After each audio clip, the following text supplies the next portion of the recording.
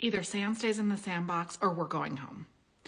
You're talking to a 2-year-old who's throwing sand and you want your boundary to be sand stays in the sandbox. So you gave a positive opposite. That's great. But you did it with a lot of edge and you followed up with what we would call a zinger. And the zinger is, or we're going to go home.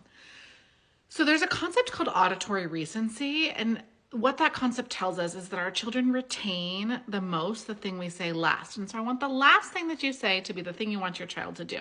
So I just chopped this sentence in half. I would say, sand stays in the sandbox. If he continues to throw sand, I'm going to say, oh, looks like it's too tricky for today. Let's go home. I'm not going to leave that as a threat because it's too mucky and confusing, especially for a 2-year-old.